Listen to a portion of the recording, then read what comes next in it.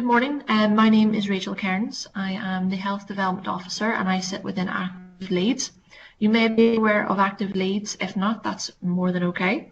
Active Leeds sits within the City Development Directorate within Leeds City Council, and my area within Active Leeds sits within the Health Programmes team.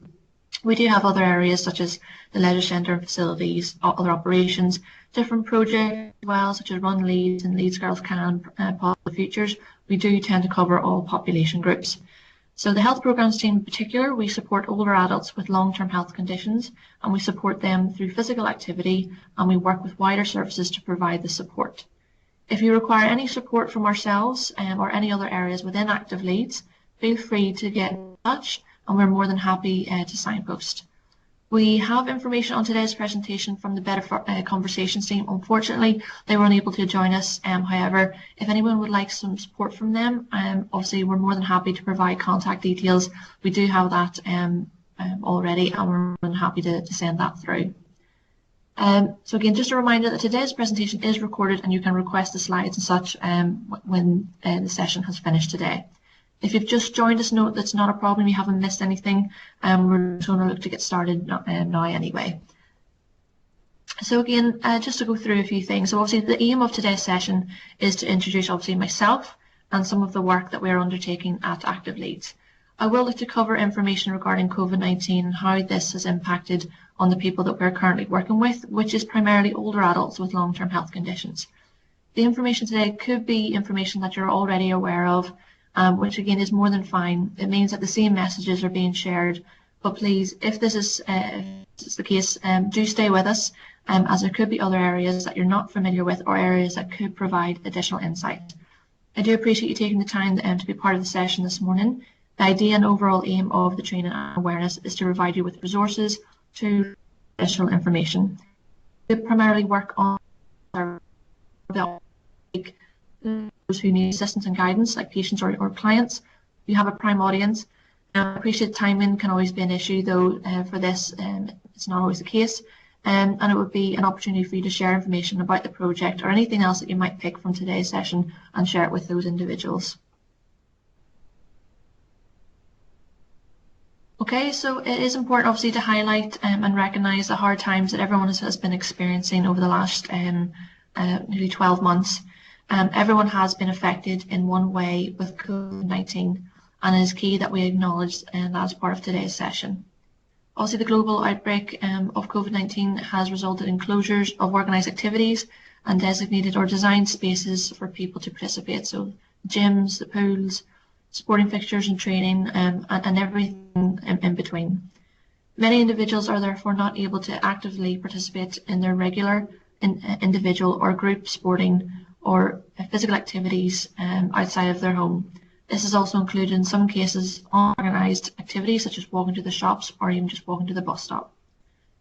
Under such conditions, and in addition to less activity, many will have longer screen time, irregular sleep patterns, as well as worse diets, resulting in weight gain and loss of physical fitness. Shielding in Leeds, we estimated that there has been approximately 44,000 advised to shield. These people may have been inside at home for months. Around half of these are older people. With the challenges that COVID-19 has posed, it has led us to create and challenge the normal and to think outside the box. For example, working remotely, making ourselves and our services more digitally accessible. And by extension, we are working with services to provide technological resources to support those who are unable to. So some on the call today may be aware of the We Are Undefeatable campaign, which is great. If not, that's okay. The aim of the campaign is to make people aware that even though individuals or people have a long-term condition, the impact that physical activity can provide so many more benefits.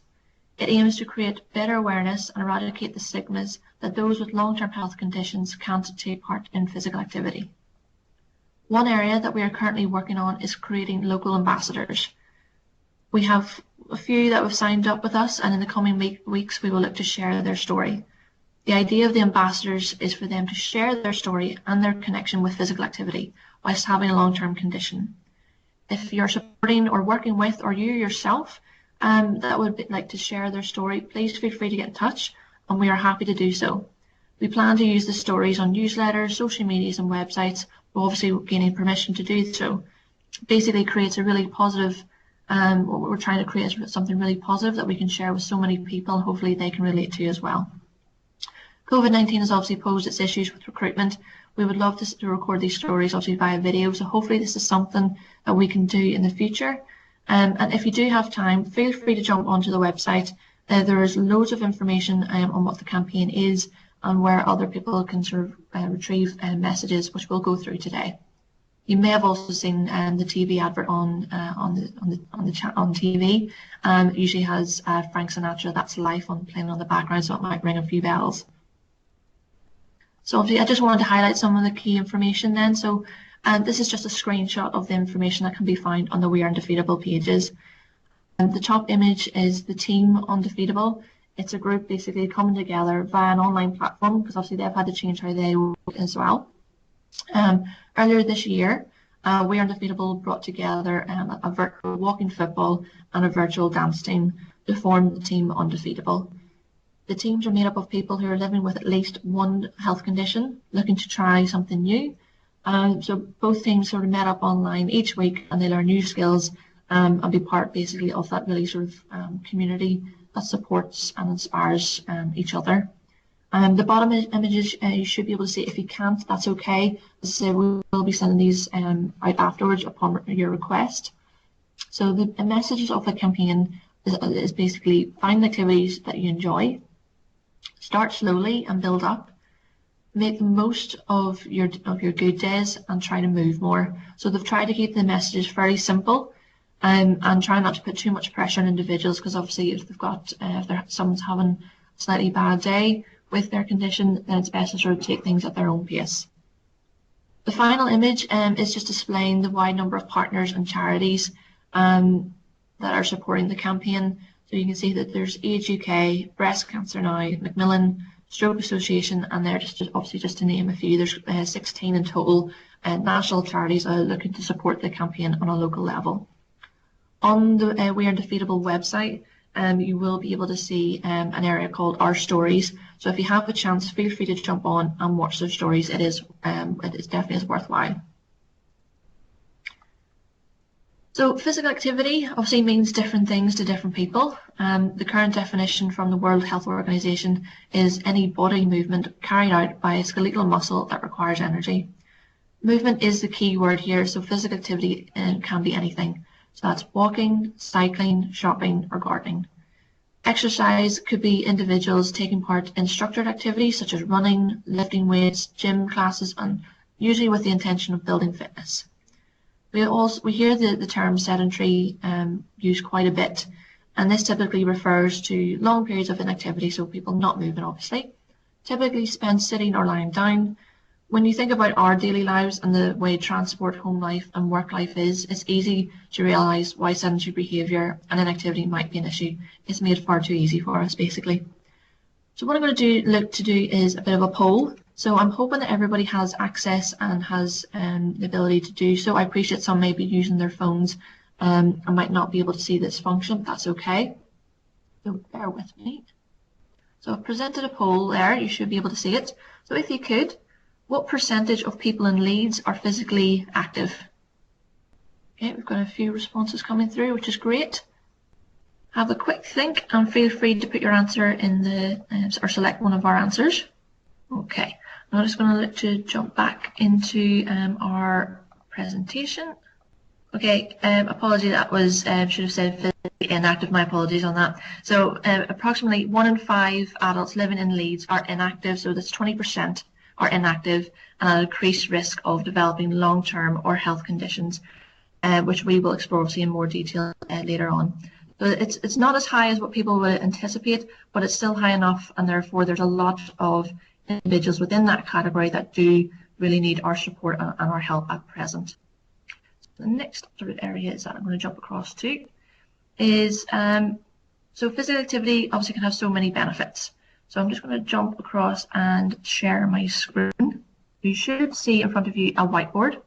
At the moment, if you can't, again, that's no problem. But if you can, try and type on there and list some of the benefits that physical activity brings to yourself, brings to individuals that you work with, even friends or family. That's brilliant, guys. Thank you for typing on there. That's brilliant. You can also draw if you wish. You can be very artistic if you'd like to be. Yep, absolutely. These are great suggestions.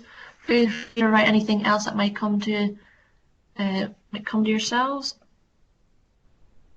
Improve resilience, improve physical strength, absolutely. Improve mood. I think that's one in particular that people struggle to understand if they're not quite physically active. It's sort of the endorphins and the happy feeling afterwards. Lower blood pressure, absolutely. So there's a lot of physical and mental benefits that we're listing here, which is great. Social, that's a massive benefit, especially which again now is very difficult given that there's no activities taking place. Hence why we try to sort of create that social atmosphere whenever we're delivering something online, which is brilliant. Yep, help and manage diabetes, absolutely. Sense of achievement, yep. Again, if it's we've got individuals who even just simply reducing their time of their sort of daily walk by 2 minutes is a massive sense of achievement. So absolutely correct. Better aging, absolutely. And if anyone is that adult, we want them to live longer and have that better quality of life, absolutely. Less time off work, absolutely. I'm sure all managers would be great to hear that. Yeah, I think you've covered the large majority there, so thank you so much for your participation with that. I'm just going to jump across back to the presentation now. So again, as I said, so physical activity can have so many benefits, and you've just highlighted some of the main ones there as well. Other benefits, again, when we think of more sort of health specific. So with dementia, there's the opportunity to reduce that by 30%. Hip fractures up to 68%. It can lower depression by up to 30%. Breast cancer, and obviously there's secondary cancers as well, up to 20%. It also has that, and again, you have highlighted that as well. It creates a sense of purpose and that create new ways of meeting new people, improve sleep and more energy, which again allows people to sort of to do just that little bit more on the daily basis. Okay, so there are different types of physical activity. The large majority, I'm assuming on the call, will more than likely be familiar with the large types of physical activity. However, I'm just going to provide a brief overview in case this is anything that you'd like to share with your patients or your clients. So again, the types of physical activity can be broken down into different sections. So we've got recreational, sporting and active living. So large majority of these activities you'll be familiar with, and they all do contribute to physical activity. So recreational is the activities that you do kind of on ad hoc. So again, walking, you might have a slightly more regular walking group. You might have sort of regular dancing and using green spaces, or you might just be doing some exploring, even with young families that we find nowadays, exploring new areas to walk with their kids. Sporting can almost be divided into structured and unstructured, so slightly that more competitive feeling.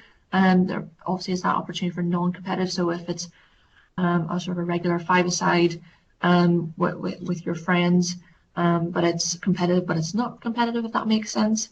Active living is what basically it says. So completing any of those on the list is you being active. We find that with active living, there is that feeling that it doesn't contribute. However, it really does. It is your body moving and therefore exerting energy. So therefore going to the shops and doing the gardening, and hopefully when the weather gets better nowadays, more people can get back outside again and start enjoying doing some of their gardening work, any sort of DIY and obviously in general some housework. I've also referenced there the lifestyle healthcare. So obviously there's the cardiac rehab and weight management. Again, that all contributes to within that active living as well. So again, just want to sort of highlight that there are a number of barriers that prevent everyone from taking part in physical activity. So when we look at sort of these are like almost just the sort of first six or top six that we've got at the minute, we appreciate that there's going to be other barriers and misconceptions as well. So obviously with information, it's the concerns on where to begin, where to find that information, especially on a local level. That's where we find that. And sometimes that can be almost the starting issue because they don't know where to find it. And sometimes we find that on our phones and our tablets and laptops or whatever it might be, if we're not actively looking for physical activity, the algorithms don't quite pick it up. So you'll find sometimes, and maybe more lately if you're doing some online shopping, you'll find that those algorithms pick up this, and when you're searching for something else, they sort of tie in. So sometimes if someone's not actively looking for it, it's not going to automatically pop up. So that is a bit of a stumbling block. Time is a barrier in fitting this into your everyday lives. Just trying to get to the gym, the pool, community organisations, and sort of trying to get to those areas.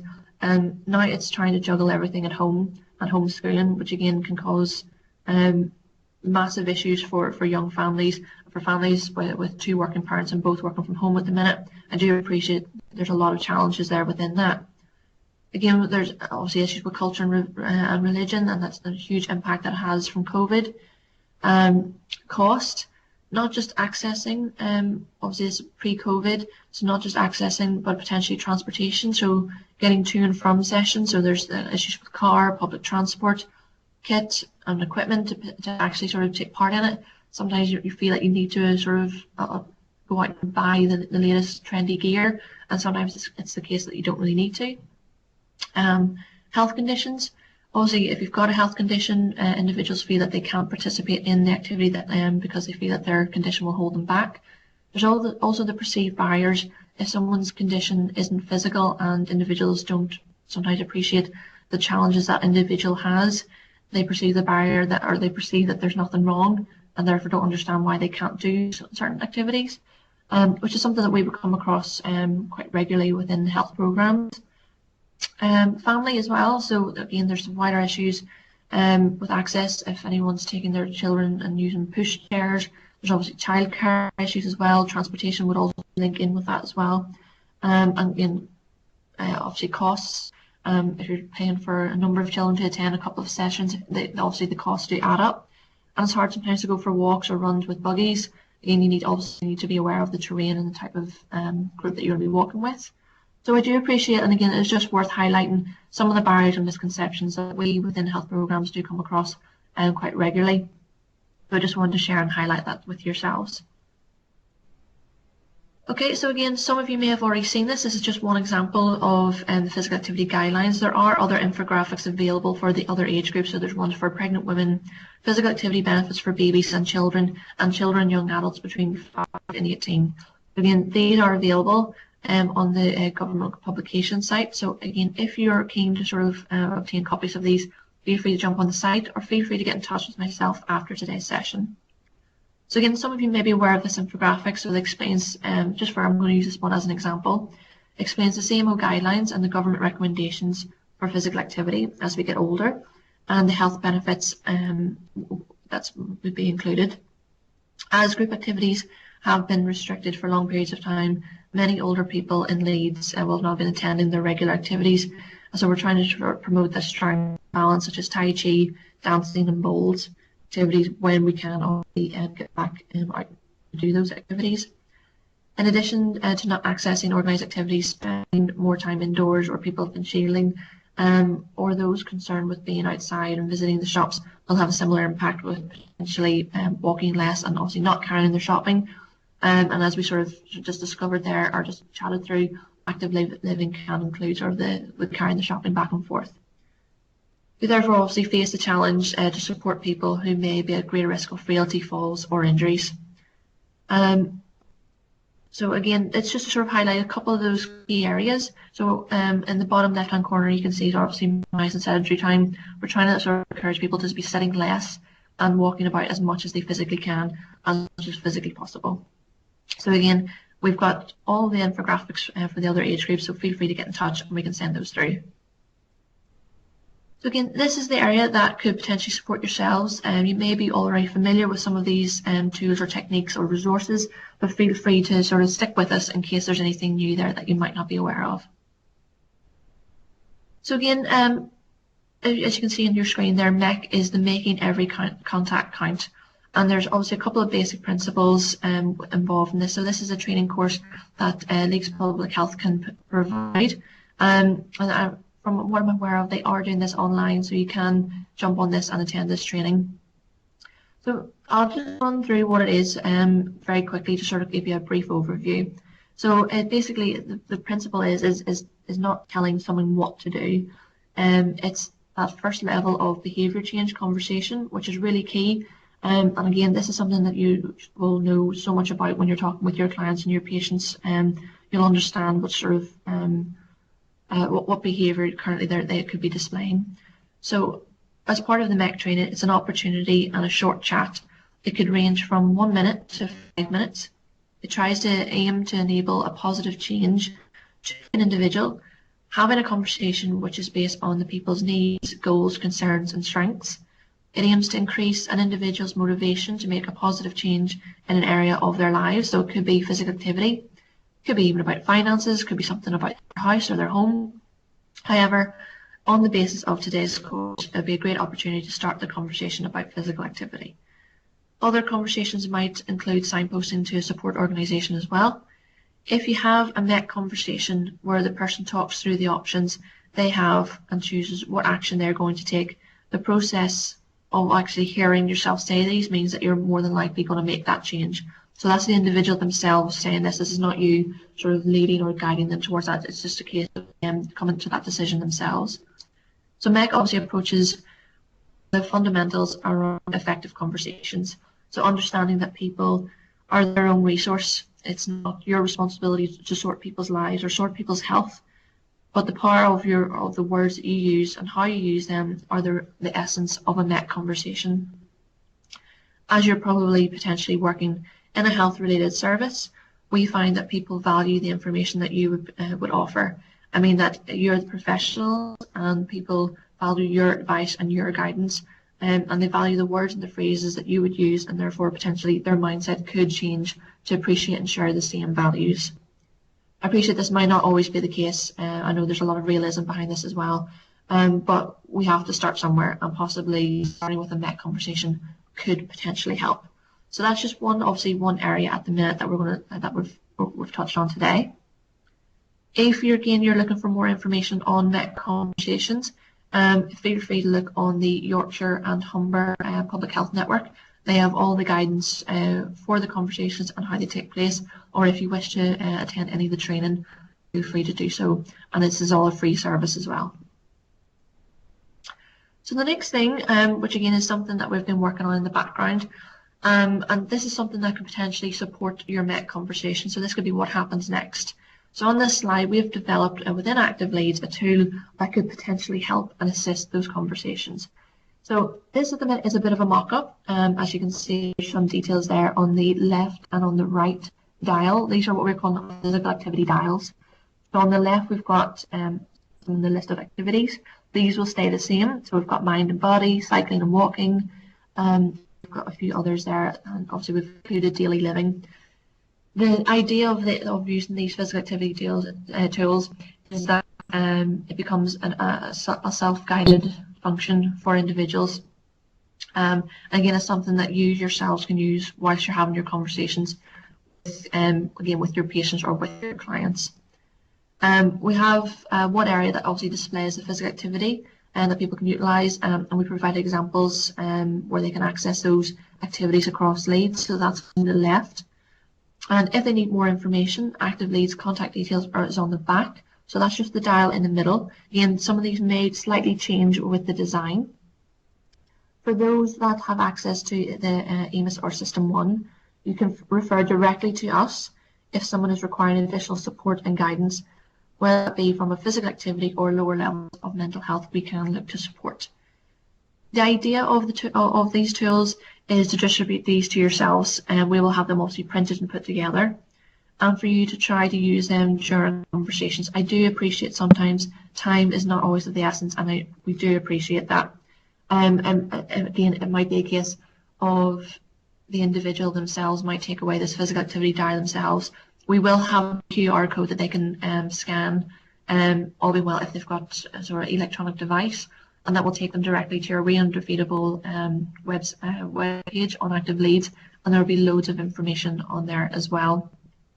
We appreciate this tool is obviously when we've designed so that it can be used during through any current lockdowns or restrictions, and it can also be used after we, fingers crossed, come out of this current lockdown, and it can be used for future references as well. We have sort of allocated specific activities at the moment. However, they could potentially change in the future, but as of now, they will be sort of remaining as they are.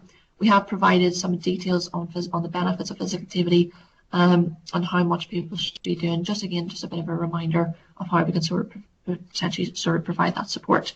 Feedback is also appreciated, as we will sort of be looking to do this research, and this will be being evaluated through our contacts with Leeds Beckett Uni. We are attempting something new. This is something completely different that we haven't been seen being used across any of the other We Are Undefeatable campaigns across the UK. So we hope this is something that will prove to be valuable, and it will be something that you can utilise. However, we appreciate you can provide us with some feedback with that as well. As I said, if they do end up being sent home with your patients or your clients, this is okay. However, we would prefer if they could stay with you. And as I said, there will be that QR code that will be put onto the back one, which is the middle sort of dial that you can see on your screen there. And they can scan that and be sent to your active Leeds pages. So again, this is something that we're really excited about. We potentially think that it could add a lot of value. But again, it's a bit of trial and error at the moment, so we're trying something new, and fingers crossed this will be something that will pay off for ourselves and for you. So again, the next few slides is information that has obviously been sent across by our colleagues in the Better Conversations team. As I said at the start, unfortunately our colleagues there were unable to join us. So if you have any questions or queries or require training opportunities, please let me know, and I'm more than happy to signpost and provide any additional contacts. So in front of us here we can see that here is what we call micro skills for having a better conversation. Most of this you will do every day, but it is always good to check in with it from time to time and reflect to see if any tweaks or changes to our micro skills can help enhance them. So introductions, think about how you introduce yourself. Hello, my name is, and obviously my name is Rachel.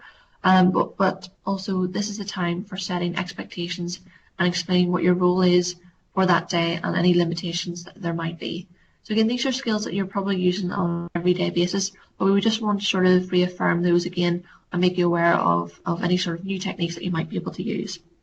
So see, aligning non-verbal and listening skills. So you're looking at eye contact, maintaining comfortable eye contact whilst avoiding staring or looking away too often.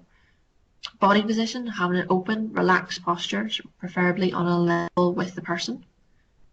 Looking at non-verbal cues, so are you comfortable? Are you matching the words that they speak, and are you sort of speaking a similar language? As in, like, you're not using sort of simplistic terms for both parties to sort of reciprocate with. Responding appropriately, so not talking too much or too little.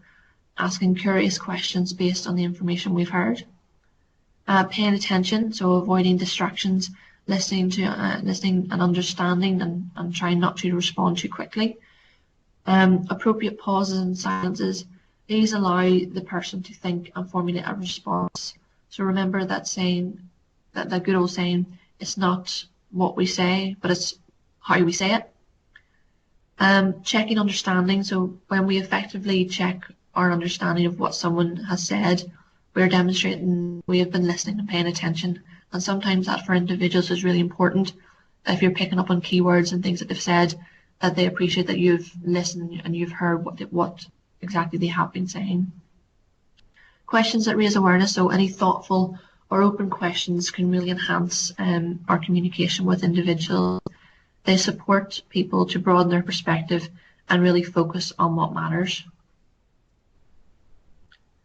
So again, asking the questions and that raise awareness. So what makes a good question? So as we just sort of discovered and mentioned there, so it's about asking open, when, where, what, and how. Keeping the questions broad and friendly.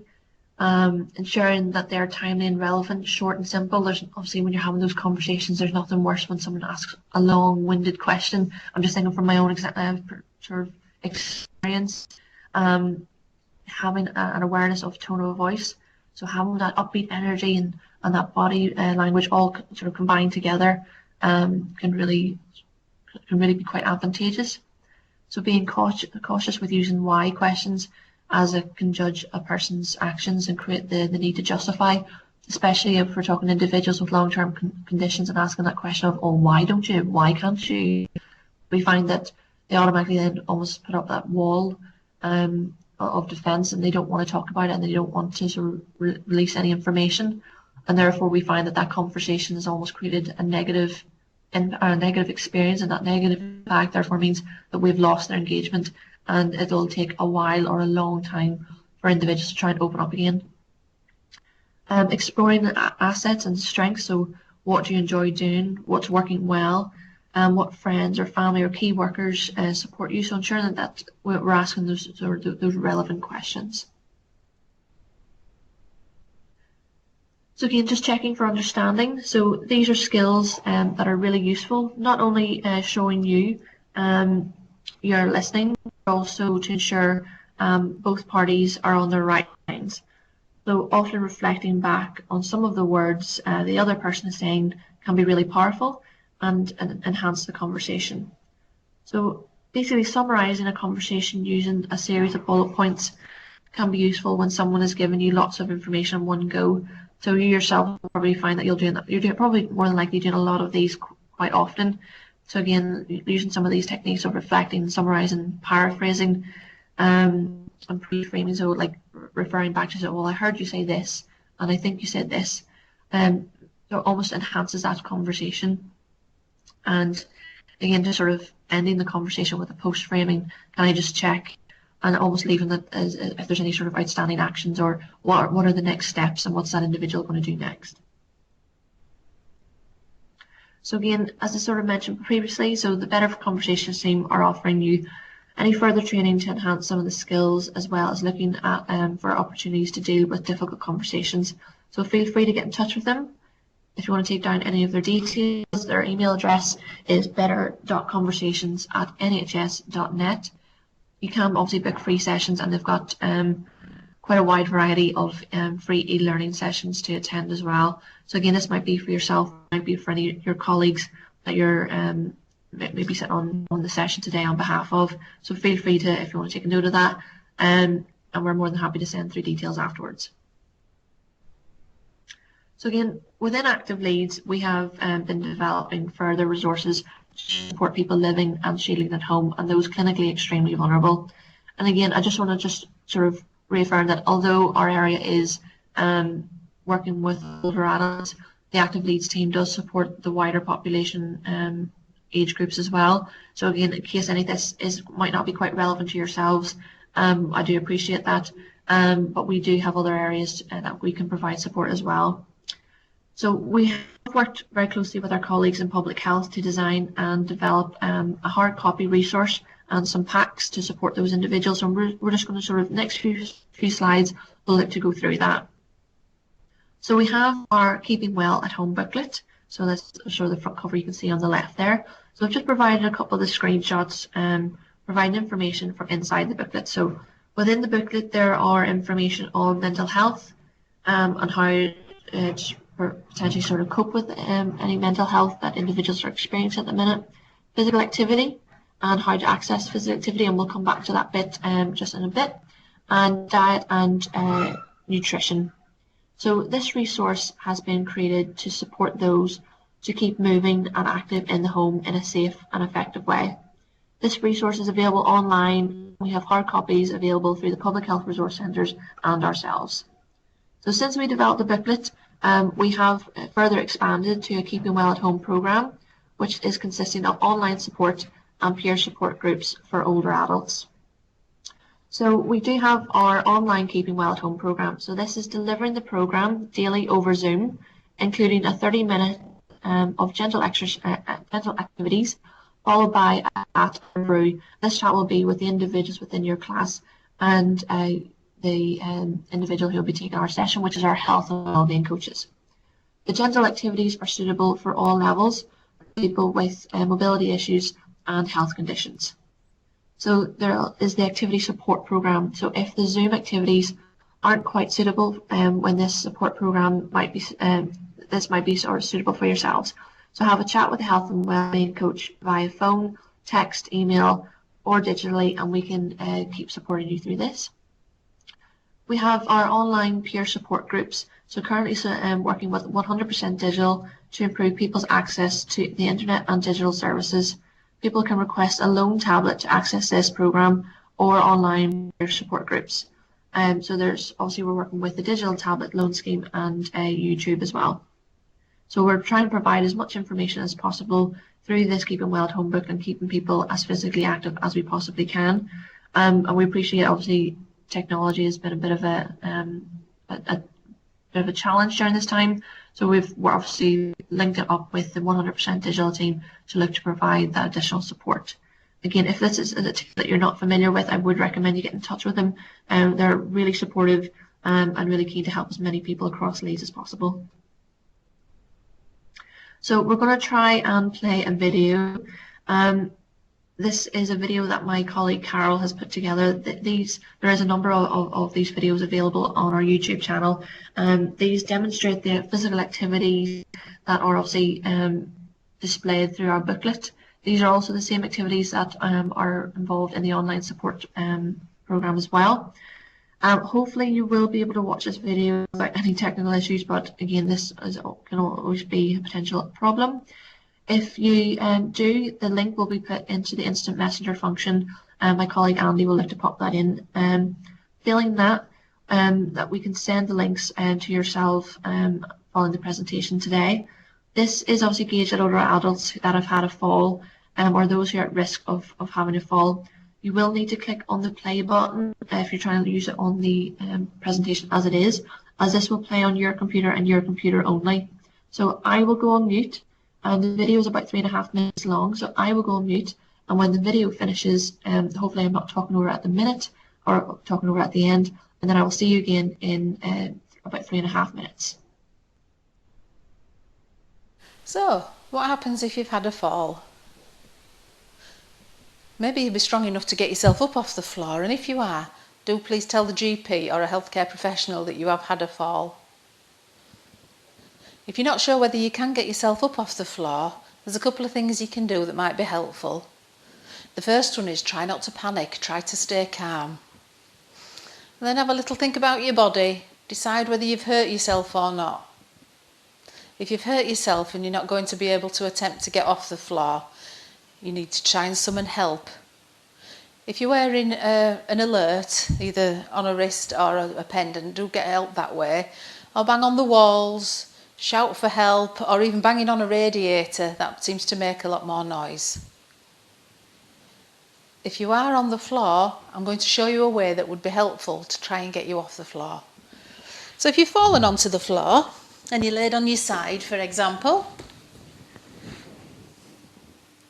use this top hand, push into the floor, get your other elbow out. Now that'll take some effort, so you might have to pause at each part so that you get your breath back. When you're ready, push, so you've got your other hand on the floor as well, so you're working your way up a little bit.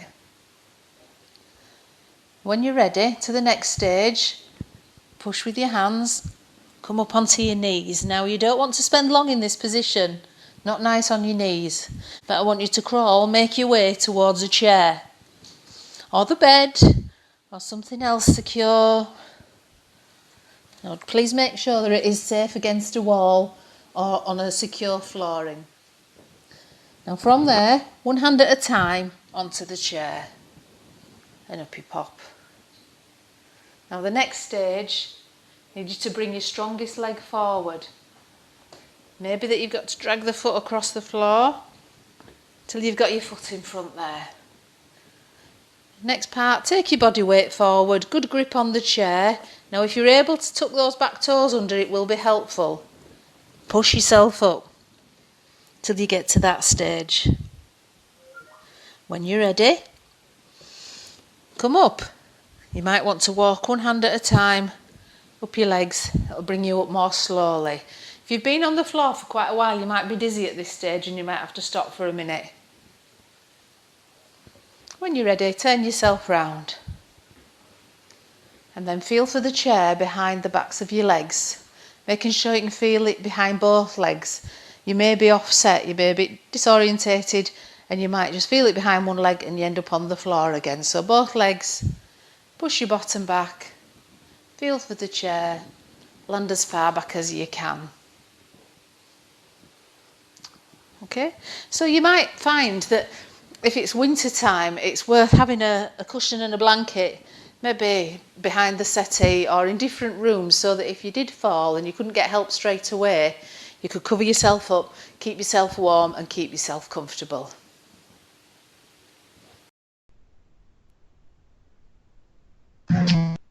Okay, everyone, hopefully that has worked for yourself. As I said, if it hasn't and you've had any technical issues, I do apologise. We will look to sort of send any of the links following today's session. So I appreciate your patience with that, and if it hasn't worked, I do apologise on this occasion. The idea, obviously, the video is to provide just a bit of information regarding if someone has had a fall, and this is sort of one of the areas that we can look to support you from an Active Leeds perspective. So again, we're just coming near the end of our information, and what I would just sort of like to highlight is some of the other resources that we have available. For example, our public health monthly bulletin is an opportunity for you to get any other information. Feel free to obviously sign up to Sport England website and the newsletter, as it provides sort of additional and new information. They've just released their 10-year sporting strategy, which a lot of this will be obviously focusing on physical activity and really referencing a lot of physical activity and mental health and the links in between. The We Are Undefeatable obviously website and social media platforms, feel free to jump onto those as well. We do obviously support other projects such as This Girl Can, so you'll see some of the images there just on your screen, and our other project called Run Leeds as well. So these are some of our other projects that are currently taking place and that we'll be able to support you. So again, I just want to sort of say a quick thank you for joining me today. I really hope that it was useful and provided useful and new information and resources. If it has just reaffirmed what you already know, then again, for me, that's half the battle. So therefore, we want good, consistent messages being shared across. Please feel free to get in touch with me or through the Public Health Resource Centre, and we'll look to sort of provide you with additional support. Even if it's just information, feel free, honestly, to get in touch.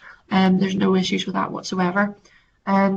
Obviously, we do have some feedback information as well that we'd love to hear back from you. Again, if you need any sort of resources as well, so some of the Keeping Well at Home, and again, the physical activity dials we will look to be finalising at the end of this month, and all being well distributing to sort of those who have signed up for the presentation this morning. But we will be looking to get in touch with any sort of GP practices across the city. So we will. So yeah, finally, this is just from our Public Health Resource Centre colleagues. If you want any copies of today's slides, please email obviously the address in front of yourselves to request it. As we sort of mentioned, today's session will be recorded and it will be sort of placed onto that link, which is on the second bullet point. Please complete the electronic evaluation survey that will follow today's session. These are really important for us, and again, as a learning tool, but also as part of the research for We Are Undefeatable, as this will be sent through to Sport England following the end of the project. Please, obviously, the information from the future public health training, do look to visit the Public Health Resource Centre training link there. And any resources and links, please feel free to get in touch. So that is ourselves finished with the sort of official presentation. I'm just going to jump across to the question and answer in case there's any questions from today's session. Hopefully today has been somewhat informative, and I appreciate all your support and for sticking with us. So I will look to obviously finish the information there. Unless there's any other questions based on what we've sort of spoke about, feel free to sort of write them in, and we'll look to try and answer them as soon as we can. Yeah, I've a few inquiries about the printed and leaflets and posters and stuff. Yeah, absolutely. I think my colleague Selena has answered those. If there's any sort of information you want from health programs, more than happy to do so. We're more than happy to send that across. At the minute, there's no other different model of NEC approach that we've come across. But if there is, and I'll look to sort of research to see if there's a different one that can provide a bit more support. If there's individuals who have lost that bit of confidence, we do have a referral program within Active Leeds that can try, and we can work with individuals on a one-to-one basis, and we can try and improve their confidence. I appreciate it's quite difficult at this moment in time, obviously through the lockdown, so we can try and support them through that. But thank you for the question, Christine. I will try and research to see if there's anything additional that we can try to look to do that. Okay, we've got a question there about We Are Undefeatable. So in case you missed anything at the start, We Are Undefeatable is a campaign that has been designed through Sport England. It is obviously a national campaign that looks to provide awareness and create opportunities for people who have long-term conditions to be physically active. So we obviously within Active Leeds, we work with individuals who have long-term conditions, and we try to provide and work with different services to provide opportunities for them to be active. In some cases, as some of you have referenced there, some individuals with lower levels of mental health, and we can work with and support those individuals through this. So apologies if you missed any of the We Are Undefeatable information at the start of today's presentation. If there's no other questions for today, again, if you feel free to write anything now, we're more than happy to try and provide any more support. No problem. Thank you for your time today, guys, and taking the time out to sort of sit and sort of listen to my long drone of a voice all day. But thank you for your time and for your effort. So if there's nothing further, feel free to sort of jump out of the webinar, and I'll obviously look to be in touch with yourselves in the near future.